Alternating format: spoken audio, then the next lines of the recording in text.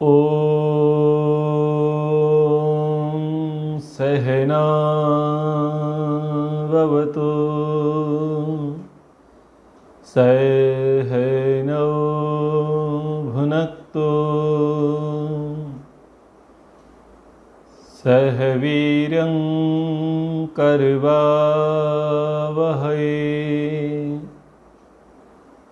तेजस्विनावधीतमस्तु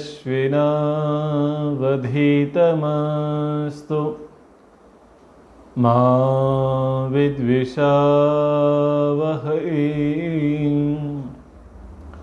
ओम शांति शांति शांति।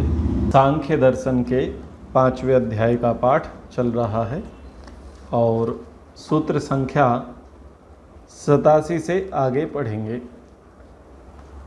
सांख्य क्या मानता है, उस विषय पर चर्चा चल रही है। सांख्यकार ने कहा कि भाई प्रकृति और पुरुष को जानो, ये दोनों नित्य हैं, इनको जानो, इनको समझ लो, इतने से मुक्ति हो जाएगी। मुक्ति की अनिवार्यता इसी में है। यानी आवश्यक नहीं है कि आप 4 पदार्थों को जानो, 5 को जानो, 6 को जानो, 16 को जानो, उसमें ज़्यादा जानने की आवश्यकता नहीं है, आप इनको जानो। तो यहाँ पर एक भूमिका में कहा कि मुक्ति में प्रकृति पुरुष का विवेक अनिवार्य है और वे प्रकृति पुरुष दोनों ही नित्य हैं। पुरुष चेतन है और प्रकृति जड़ है और वे जगत का उपादान कारण है। इसलिए इन दोनों के विवेक की आवश्यकता है। इसलिए अन्य कार्यभूत पदार्थ के जानने की आवश्यकता मुक्ति के लिए नहीं है। इस प्रकार से अणुओं का, तन्मात्राओं का ज्ञान कराने की आवश्यकता नहीं है मुक्ति के लिए। सांख्यकार ने कहा कि भाई 6 पदार्थों और 16 पदार्थों को जानने की आवश्यकता नहीं है, आप प्रकृति पुरुष को जान लो। तो बोले कि देखो वहां अणु और परमाणुओं की भी तो चर्चा है। प्रकृति में कैसे है, जो बनावट है, महतत्व बना है, अहंकार बना है, मन बना है, ज्ञानेंद्रियां, कर्मेंद्रियां, तन्मात्राएं, पंचमहाभूत, ये विभिन्न प्रकार के शरीर बने हैं, जो भी दृश्यमान जगत है, इन सब के मूल में तो अणु और परमाणु हैं। तो क्यों ना जाने। भोजन के अंदर भी अणु परमाणु हैं, सब चीज़ों के अंदर अणु परमाणु हैं, तो उनको तो जानना चाहिए। बोले ना, कुछ मत जानो, मूल को समझो, प्रकृति और पुरुष को समझो। और अणु और परमाणु को क्यों मत जानो? क्योंकि वो नित्य नहीं है। नित्य को जानो, अनित्य को मत जानो। सांख्य ये कहना चाह रहा है, जो नित्य है उसको जानो। तो सूत्र संख्या 87, ना अणु नित्यता तत्कार्यत्व श्रुते है। अणु नित्य नहीं है उनकी उत्पत्ति सुनाई देने से। तो अणु के रूप में चाहे आप तन्मात्रा मान लो या अणु के रूप में आप पंचमहाभूत मान लो। पंचमहाभूतों को अणु मानोगे तब भी उनकी श्रुति में उत्पत्ति दिखाई है। तन्मात्राओं को भी यदि आप अणु मानो तो उनकी भी उत्पत्ति श्रुति में सुनाई दी गई है। जिसका उत्पत्ति हुई है उसका विनाश भी है। जो उत्पत्ति विनाश धर्म वाला है वो नित्य नहीं होता, वो अनित्य होता है। इसलिए जो अनित्य है उसके पीछे क्यों भागना। उपनिषद में एक वचन आया, एक प्रसंग चला, एक कथा चली, तत्व ज्ञान की कथा चली। बोले ये गले में पहनने का हार है, ये कुंडल है, ये नथनी है, ये करधनी है, ये कंगन है, ये अंगूठियां हैं। बोले मूल में सोना है, इधर क्यों भागते हो। ठीक है ना, है क्या उसके, आपने शेप, आपने डिजाइन बदल दिए और आपने उसके अलग अलग नाम रख दिए। अब ज्वेलरी खरीदने के लिए जौहरी के पास जाओ तो अनेक अनेक प्रकार का डिजाइन आपको बताएगा और उसके अलग अलग नाम भी हैं। अब लोग नाम में ही भ्रमित हो जाते हैं ठीक है ना। भ्रमित होने की जरूरत क्या है भाई, मूल को समझो। क्या है? बोले सोना है। ऐसे ही देखो कितनी अच्छी गगनचुंबी इमारत बनाई है, भवन बनाए हैं, और ऐसा महल बनाया है, ऐसी अटारियां हैं, अट्टालिकाएं हैं, भले मूल में मिट्टी पत्थर है। क्या देखना? अजमेर का किला, जयपुर को पिंक सिटी कहा जाता है, फिर आगरा का ताजमहल है, विष्णु ध्वज है, फिर ये है, फिर वो है, ऐसा है, वैसा है, ये तीर्थ है, वो तीर्थ है। मूल में क्या है भाई? कहाँ भटकना? मिट्टी पत्थर है, वो मूल पे जाओ। एल्फिल टावर है, बड़ा बड़ा ब्रिज है, बड़ी बड़ी रेल लाइनें हैं, और रेल का कैसा माया जाल बिछा हुआ है धरती पर, कैसी कारीगरी है। अरे मूल में जाओ, लोहा है, बात खत्म करो। उपनिषद में अच्छी चर्चा है, वही मूल में जाओ। इनको कार्य को क्या देखना कि ये क्या है, क्या है, क्या है? मूल को पकड़ो, लोहा है। जब अविद्या का स्वरूप दिखाया जाता है, अविद्या के स्वरूप में शरीर की चर्चा चलती है, तो रूपवान और रूपवती की चर्चा होती है। कोई मंदोदरी है, मंद उदर वाली, किसी का शरीर ऐसा है, किसी का वैसा है, कोई गोरा है, कोई काला है, कोई छोटा है, कोई नाटा है, कोई ठिंगना है, कोई पतला है, कोई लंबा है, कोई चौड़ा है, सबके अलग अलग प्रकार के रूप। अब रूप और रूपवती को देख करके आकर्षित हो रहे हैं, भाग रहे हैं पीछे। अरे हाड़ मांस की गठरी, और क्या है? वही रस रक्त मांस मेद मज्जा अस्थि वीर, इसकी पोटली मात्र है, और बाहर से क्या कर दिया है? लेपन लगा दिया है। बाहर से चीजें, पैकिंग अलग अलग है, पैकिंग अलग है, लेकिन अंदर का मटेरियल एक है। तो बस मटेरियल पे जाओ, पैकिंग के पीछे क्यों दिमाग लगाना?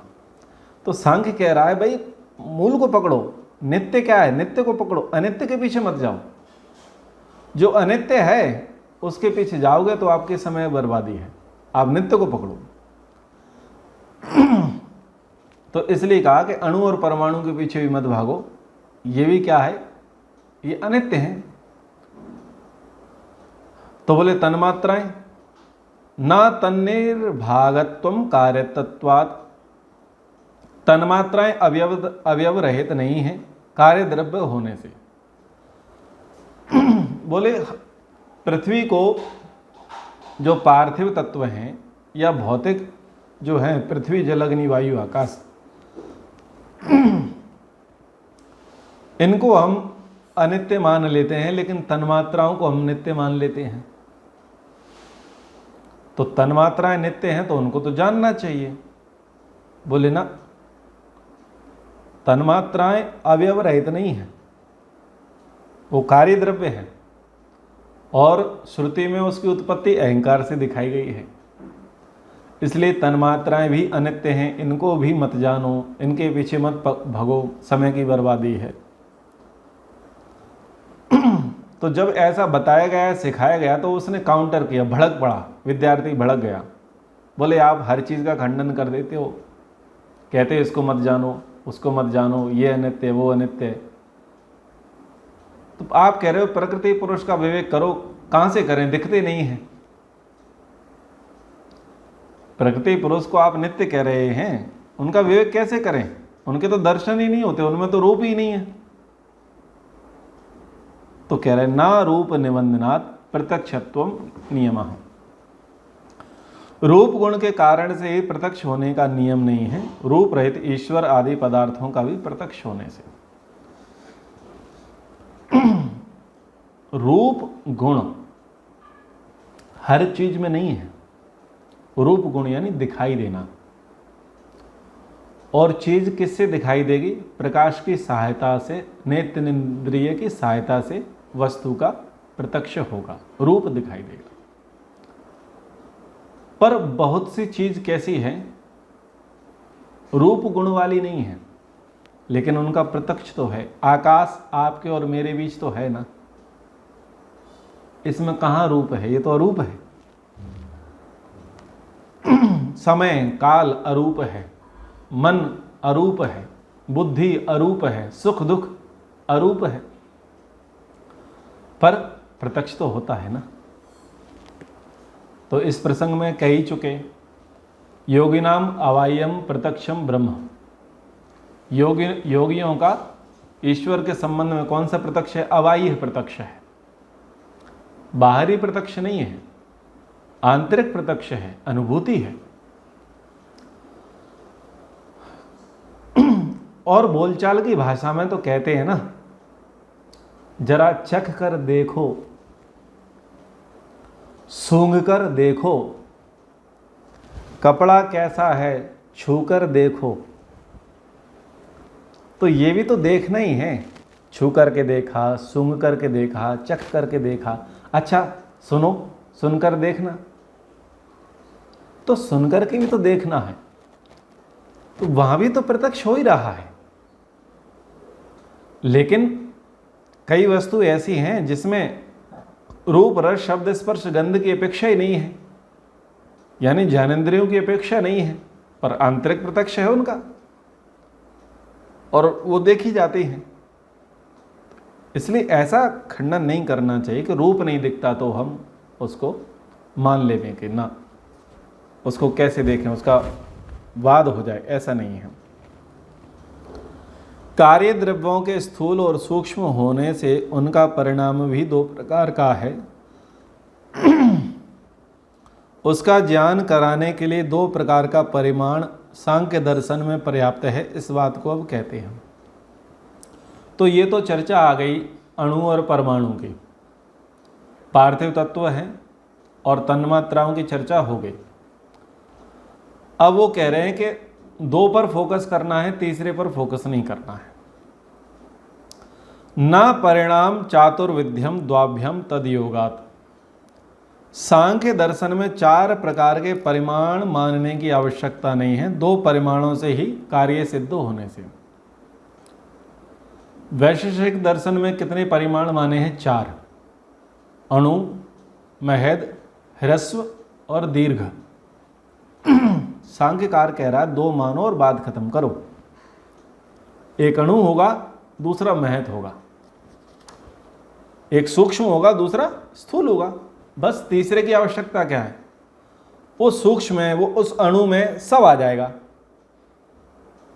सारे ह्रस्व उसी में आ जाएंगे, ठीक है, और उस महत में सारे दीर्घ समाहित हो जाएंगे। इसलिए दो को मानो, तीसरे को मानने की आवश्यकता नहीं है। ये सांख्य मत वैशेषिक मत का खंडन नहीं कर रहा, वो तो अपनी बात कह रहा है। तो वैशेषिक मत में अन्य चीज़ें आती हैं, सामान्य विशेष समवाय ऐसे से सब चीज़ें आती हैं, तो उनके विषय में और आगे कह रहे हैं कि सामान्य और विशेष इन दोनों कार्यों में से जो विशेष पदार्थ है इनकी तो स्वतः उपलब्धि हो जाती है, परंतु सामान्य की उपलब्धि कैसे होगी उसके विषय में कह रहे हैं।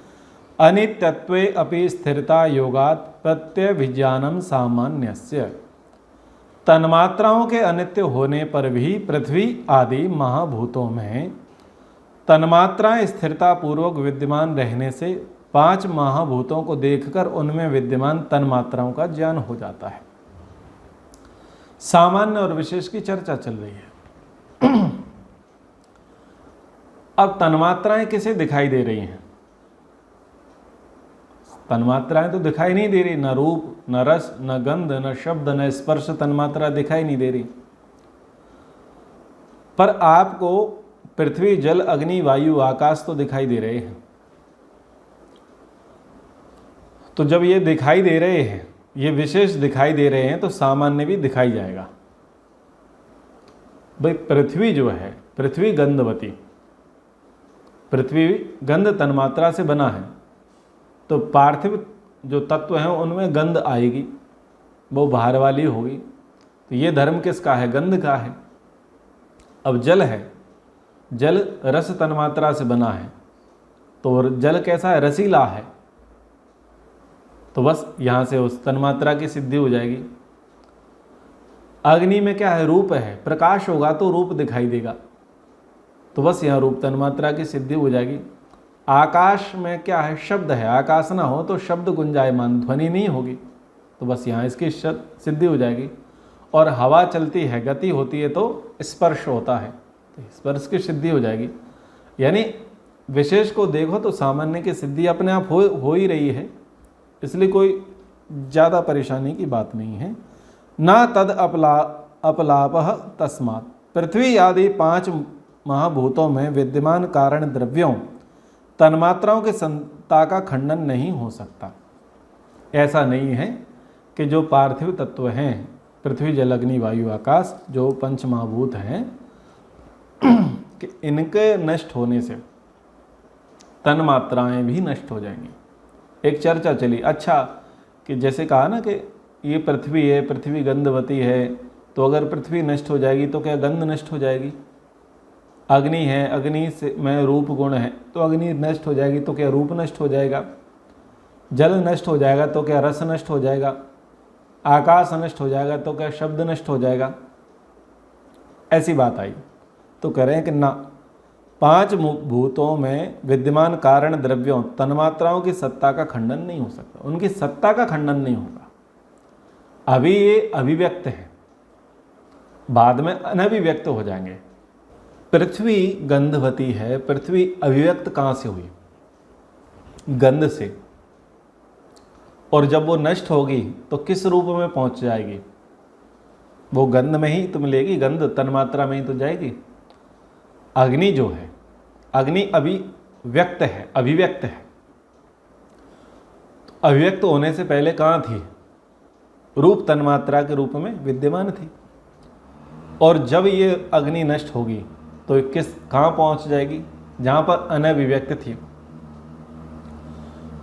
पृथ्वी जल अग्नि वायु आकाश ये कार्य है, इनका कारण तन्मात्रा है। तो अगर ये कार्य नष्ट हो जाएगा तो उनका कारण नष्ट नहीं होगा, तन्मात्राएं नष्ट नहीं होंगी। ना अन्य निवृत्ति रूपत्वम भाव प्रतीत है, पृथ्वी आदि भूतों के नष्ट हो जाने का नाम तन्मात्रा का स्वरूप नहीं है, क्योंकि उसका अस्तित्व प्रमाणों से सिद्ध होता है। तो कि क्या ऐसा मान ले कि जब पृथ्वी जल अग्नि वायु आकाश ये 5 महाभूत हैं, ये नष्ट हो जाएंगे तो इनका नष्ट हो जाना ही तन्मात्रा है? ना, इनका नष्ट हो जाना तन्मात्रा नहीं है। तन्मात्राओं का भी अस्तित्व सिद्ध है। मतलब अगर ये पृथ्वी जल अग्नि वायु आकाश बन गए मतलब तन्मात्रा नष्ट हो गई, ऐसा नहीं है। तन्मात्राएं हैं, तन्मात्रा से ये बने हैं, लेकिन तन्मात्राएं फिर भी हैं। वो सूक्ष्म शरीर का हिस्सा है, वो रहेगा। अहंकार के पार्टिकल्स हैं, वो अहंकार से उनकी उत्पत्ति है। 5 तन्मात्राओं की, 5 ज्ञानेंद्रियों की, 5 कर्मेंद्रियों की, मन की, ये अहंकार से बने हुए तत्व हैं। भले ही तन्मात्राओं से महाभूत बन गए या महाभूत भले ही नष्ट हो जावे, पर तन्मात्राएं जो है, महाभूत का नष्ट हो जाना तन्मात्रा का स्वरूप नहीं है। तन्मात्राओं की सत्ता सिद्ध है। विशेष कार्य द्रव्यों में परस्पर समानता है, रूप सामान्य है, एक जैसे हैं। न तत्वांतरम सादृश्यम प्रत्यक्षोपलब्धे निज शक्ति अभिव्यक्तिर्वा वैशिष्ट्यात् तद उपलब्धे। सादृश्य नाम की जो वस्तु है वह 2 वस्तुओं से भिन्न कोई तीसरी वस्तु नहीं है। प्रत्यक्ष 2 ही पदार्थ दिख रहे हैं, अथवा किसी पदार्थ के अपने स्वरूप की अभिव्यक्ति का नाम ही सादृश्य है, वह विशेष रूप से उपलब्ध होने से। तो सादृश्य शब्द कैसा है? दृश्य के जैसा सादृश्य, समान दिखने वाला। समान दिखने वाले को बोलते हैं सादृश्य। बोले हूबहू ये उसकी कॉपी है, उसको बोलते हैं सादृश्य। बोले सुरेश कैसा दिखता है? बोले रमेश के जैसा दिखता है। तो वो सादृश्यता है, यानी उनकी हेयर स्टाइल, उनकी कदकाठी, उनकी शारीरिक जो बनावट है वो एक जैसी दिखती है। वो एक जैसी दिखना क्या है? वो सादृश्यता है। लेकिन दोनों अलग हैं। कुछ उसमें सामान्य होगा और कुछ उसमें विशेष होगा। दो पदार्थ अलग अलग बाहर से कुछ रूप से कैसे दिखे जाएंगे, सादृश्य, समान दिखाई जाएंगे, लेकिन एक उनमें सामान्य होगा और एक उनमें विशेष होगा। सादृश्यता, आत्मा निराकार है, परमात्मा निराकार है, आत्मा अजर अमर है, परमात्मा अजर अमर है।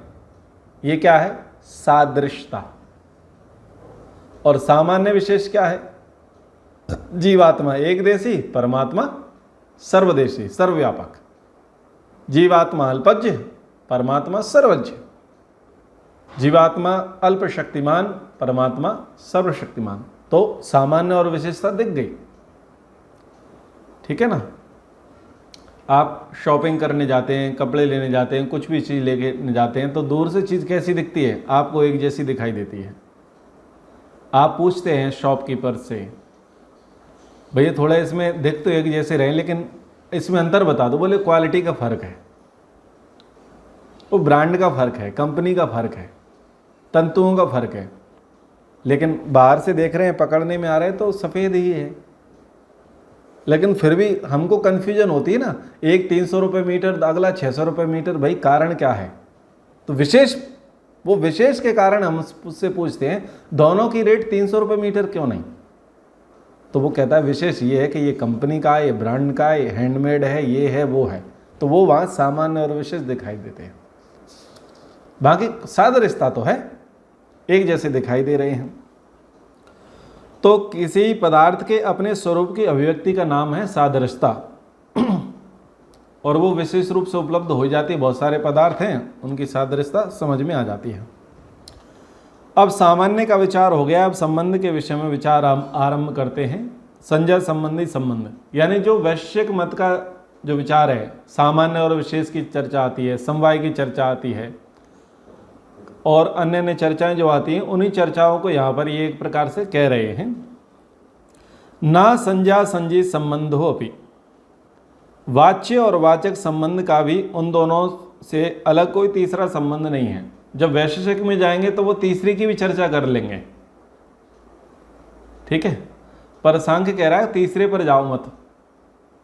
एक वाचक है, दूसरा वाच्य है, एक संज्ञा है, दूसरी संजी है, एक वस्तु है और एक वस्तु का नाम पुकारने वाला है, बस इतनी सी बात है। तीसरा क्या है? एक वाच्य है, एक वाचक है। ये है वस्तु संज्ञा, बस इसका नाम रख दिए चश्मा। तीसरी चीज क्या है? तीसरा कुछ नहीं है, रूप दिखाई दे रहा है, उसका नाम रख दिया है, जो भी नाम रखना है, पुरुष। और शरीर का क्या संज्ञा दे दी? पुरुष संज्ञा दे दी। ये संज्ञा है और वो शरीर कैसा है? संजी है, जल है। अब जल क्या संज्ञा धर दी है? किसकी संज्ञा धर दी है? जो जल दिखाई दे रहा है उसकी संज्ञा धर दी है। तो एक वाचक है और दूसरा वाच्य है। एक बोलने वाला है और दूसरा क्या है? जिसको बोला जा रहा है। दो है तो तीसरे को मानने की आवश्यकता नहीं। ना संबंध नित्यत्व उभयात नित्यत्वात्, वाच्य और वाचक में जो संबंध है वह नित्य नहीं है, दोनों के अनित्य होने से। एक का नाम लिया गया, जिसका नाम लिया गया, तो नाम लेने वाला और जिसका नाम लिया गया, इनका संबंध नित्य नहीं है। क्यों नहीं है? अनित्य हैं दोनों। जल कैसा है? अनित्य है। शरीर कैसा है? अनित्य है। संसार के सारे पदार्थ कैसे हैं? अनित्य हैं। तो वस्तु है, वस्तु का आपने नाम रख दिया, उसको संज्ञा दे दी, संज्ञा मात्र दे दी है, लेकिन वस्तु भी नष्ट होगी और नाम भी नष्ट होगा। पर हम एक कह देते हैं जब तक सूरज चांद रहेगा बाबा तेरा नाम रहेगा। तो ठीक है, तब तक तो रह लेगा ना, जब तक सूरज चांद है तब तक तो रहेगा ना। हम ऐसा काम करेंगे कि अपना नाम अमर कर देंगे, ठीक है। नाम अमर कर दोगे, कब तक अमर करोगे? नाम अमर तब तक ही जब तक वो संज्ञा देने वाले हैं, वो वाचक लोग हैं, तब तक ही है। जैसे अभी 2 अक्टूबर को गांधी जयंती मनाई तो नाम अमर हो गया। वो अमर इसलिए हुआ है कि वो अभी एक पक्ष जिंदा है, वो जो वाचक है ना वो जिंदा है, जिसको बोला गया वो तो जिंदा नहीं है ना, वो तो जा चुके, 1948 में जा चुके। क्या रह गया? नाम अमर। यानी अभी एक पक्ष है और ये पक्ष भी सदा रहेगा क्या? ये वाचक रहेगा क्या? वाचक नहीं रहेगा। ये संज्ञा देने वाला रहेगा क्या? संज्ञा देने वाला नहीं रहेगा। तो ये जो वाच्यवाचक संबंध है, संज्ञा संज्ञेय संबंध है, ये भी कैसा है? ये भी अनित्य है, सदा रहने वाला नहीं है। तो ये सदा रहने वाला नहीं है, इसके पीछे भी मत पड़ो कि नहीं हम इसका भी तत्वज्ञान करेंगे। भाई क्या ही तत्वज्ञान करोगे? भाई ये चश्मे का डब्बा है, अब हमने इसको डब्बा संज्ञा दे दी, अपनी सुविधा से हमने डब्बा संज्ञा दे दी, तो जो डब्बा बोल रहा था वो भी नष्ट होगा और एक दिन ये डब्बा भी नष्ट होगा, क्योंकि डब्बा भी बनाया हुआ है और जिसको जो डब्बा बोल रहा है वो भी उत्पत्ति धर्म वाला है, वो भी आया है और चला जाएगा। तो दोनों ही अनित्य हैं भाई, ये डब्बा भी अनित्य है और डब्बा बोलने वाला भी, ये भी नहीं रहने का। तो वाच्यवाचक संबंध के पीछे भी मत पड़ो। ना जह संबंधो धर्मी ग्राहक प्रमाणवादात। प्रकृति और पुरुष में स्वाभाविक संबंध नहीं है, प्रकृति पुरुष के स्वाभाविक संबंध को सिद्ध करने वाला धर्मी प्रमाण के खंडित होने से। तो क्या किसे स्वाभाविक मान लें? तुम सामान्य विशेष को नहीं मान रहे, तुम संज्ञा संज्ञी को नहीं मान रहे, तुम वाच्यवाचक को नहीं मान रहे, तुम अणु परमाणु को नहीं मान रहे, सबको बोल रहे हो अनित्य अनित्य अनित्य।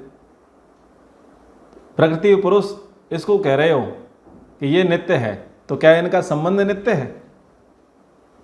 तुमने कहा प्रकृति पुरुष इनको जानो ये नित्य है, तो ठीक है हम इसको जानते हैं, पर एक बात बताओ क्या इन दोनों का संबंध नित्य है? बोले ना, इसका भी संबंध नित्य नहीं है। अगर इसका संबंध नित्य होगा तो फिर महाराज इतनी देर से मुक्ति का उपदेश जो दिया जा रहा था वो व्यर्थ हो जाएगा। प्रकृति से पुरुष निमित्त के कारण बंधता है और निमित्त के कारण छूटता है। बंधो विपर्यात। जब विपरीत बुद्धि होती है, अविद्या का योग होता है, अविवेक होता है, तब क्या होता है? हम प्रकृति से बंध जाते हैं। और जब ज्ञान उदय होता है, ज्ञानान मुक्ति, ज्ञान की प्राप्ति होती है, विवेक ख्याति की प्राप्ति होती है, तत्वज्ञान होता है, अविद्या का नाश होता है, विद्या की प्राप्ति होती है, तो फिर क्या होता है? जान करके हम छूट जाते हैं। यानी हम किसी से कब तक बंधे हैं? हम किसी से तब तक ही बंधे हैं जब तक हम उसमें दोष नहीं देख रहे। और जैसे ही हमने देखा कि इसमें तो दोष है और इससे हमें हानि है, बस उसी समय से संबंध विच्छेद शुरू हो जाते हैं। तो प्रकृति से जो पुरुष बंधा है वो तब तक ही बंधा है जब तक उसे उसके दोष नहीं दिखाई दे रहे, या कुछ सुख के खातिर उन दुखों को वो झेल रहा है, अवॉइड कर रहा है। ठीक है ना?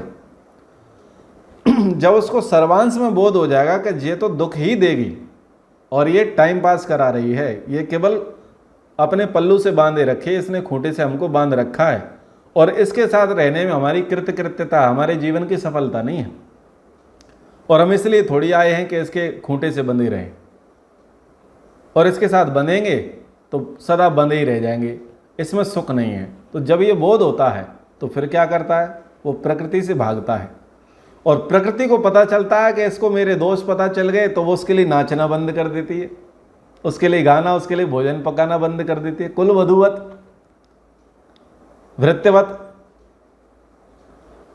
तो संबंध इनका नित्य नहीं है, इनका नित्य संबंध नहीं। नित्य संबंध हुआ तो फिर मुक्ति नहीं होगी, मुक्ति की बात नहीं होगी। ना समवायो अपि अस्ति, ना समवायो अस्ति प्रमाणाभावात्।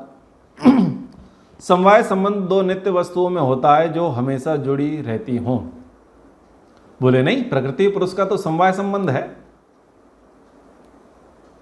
प्रकृति और पुरुष का तो समवाय संबंध है। क्यों? बोले प्रकृति भुगाती है और पुरुष भोगता है, एक भोगता है दूसरा भुगाने वाली है, तो उनका तो संबंध है। क्या कहते हैं? चोली दामन का साथ, ऐसा कुछ शब्द प्रयोग करते हैं, मुहावरे प्रयोग करते हैं। उनका तो ऐसा ऐसा साथ है। बोले ना, समवाय नित्य संबंध भी सांख्य मत में गुण और गुणी आदि से तत्वांतर तीसरा पदार्थ नहीं है प्रमाण के अभाव होने से। और समवाय संबंध भी वहां नित्य नहीं है भाई।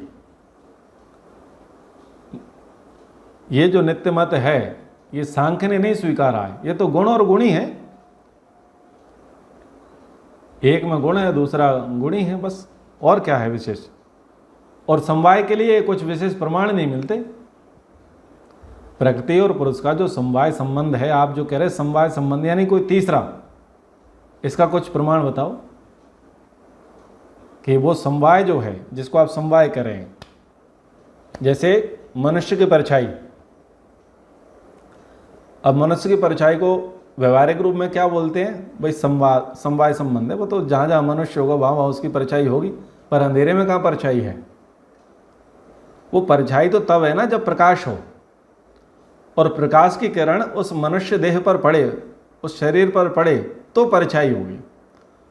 तो जब जब शरीर पर प्रकाश पड़ेगा तब तब परछाई होगी। वैसे तो समवाय ठीक है, जब जब और तब तब, लेकिन प्रकाश ही नहीं होगा, अंधकार होगा, फिर उसकी परछाई कैसे होगी? फिर उसकी परछाई नहीं होगी। तो ऐसे ही समवाय संबंध नित्य संबंध भी जो अन्यों ने मान लिया, वो सांख्य मत में उसको नहीं माना गया, उसका तीसरा संबंध को नहीं स्वीकारा गया। उभय अत्रापि अन्यथा सिद्धिर्न प्रत्यक्ष अनुमानम व। कार्य में कार्यपन और कारण में कारणपन स्वतः सिद्ध होने से समवाय संबंध को कार्य कारण से तत्वांतर सिद्ध करने में ना कोई प्रत्यक्ष प्रमाण है ना कोई अनुमान प्रमाण है। बोले कारण कार्य में तो समवाय संबंध है वैश्विक के अनुसार, वैश्विक दर्शन के अनुसार कार्य और कारण में तो संबंध है ना। कार्य है तो उसका कोई ना कोई कारण होगा, और कारण है तो उसमें कार्य भी छुपा होगा। ये वैश्विक का नियम है। तो ये कह रहे हैं कि देखो भाई, कारण में कारण होने का अपना गुण है, और कारण में ये भी गुण है कि वो कार्य में अभिव्यक्त हो जाए, कार्य में परिणत हो जाए, ये उसका सामर्थ्य है। और कार्य में कार्यपन होने का भी गुण है, और कार्य में ये भी गुण है कि वो कारण से बनता है। भाई सामर्थ्य है उसका अपना, उसकी अपनी शक्ति है, उसका अपना सामर्थ्य है। अगर उसकी अपनी शक्ति अपनी सामर्थ्य ना होती तो बताओ कैसे कर लेते? भाई आटा है, आटे में और सामर्थ्य है कि आप रोटी बना लो, पराठा बना लो, पूड़ी बना लो, उसमें सामर्थ्य है। अगर सामर्थ्य ना होता तो तुम कुछ ना कर पाते। और वो भी केवल आपने केवल आटे से नहीं बना दिया, उसके लिए आपने पानी का प्रयोग किया था, ठीक है ना। बीज है, बीज कारण है, और कार्य क्या है? पौधा है, पेड़ है। तो उस बीज में सामर्थ्य है, शक्ति है कि वो अंकुरित होगा, वो अभिव्यक्त होगा, वो रूपांतरित होगा, वो उसका सामर्थ्य है। और वो जो बीज, वो जो पेड़ है, वो जो पौधा है, वो जो कार्य है, वो कारण को बताने का सामर्थ्य रखता है कि देखो मैं कैसे बना हूं। तो यहां भी समवाय संबंध पकड़ने की जरूरत क्या है? मतलब वो कह रहे हैं कि ना कार्य में कार्यपन और कारण में कारणपन स्वतः सिद्ध होने से समवाय संबंध को कार्य कारण के से तत्वांतर सिद्ध करने में ना तो कोई प्रत्यक्ष प्रमाण है ना कोई अनुमान प्रमाण है। अब प्रत्यक्ष और अनुमान से क्या सिद्ध करते हैं हम? समवाय संबंध सिद्ध करते हैं ना। प्रत्यक्ष और अनुमान से आग जल रही है, अग्नि प्रज्वलित हो रही है, तो धुआं उठेगा, ठीक है। जहां जहां धुआं है वहां वहां अग्नि होगी। अब धुएं के अनुमान से धुएं को देख करके किसका अनुमान कर लिया? अग्नि का अनुमान कर लिया। बोले आग है तो कहीं ना कहीं धुआं तो उठेगा, आग है तो धुआं उठेगा। तो आग है कारण और कार्य में क्या निकल के आ गया? वो धुआं निकल के आ गया। तो देखो समवाय संबंध हुआ है नहीं हुआ, पर ये कह रहा है सुनो भाई रुको, आग जलेगी तो धुआं तो होगा ही होगा, आग जलेगी तो धुआं होगा ही होगा। अरे उसमें सामर्थ्य है भाई धुआं निकालने का। आग अपने आप थोड़ी ना प्रकट होगी, आग को भौतिक पार्थिव पदार्थों की अपेक्षा है, वो उनको जला करके अपने रूप को बढ़ाती है। तो जब वो जलाएगी, दूसरे के स्वरूप को नष्ट करेगी, धुआं तो बनाएगी बनाएगी, धुआं तो करेगी करेगी। क्या लगता है गैस में धुआं नहीं होता? होता है, दिखता थोड़ी है।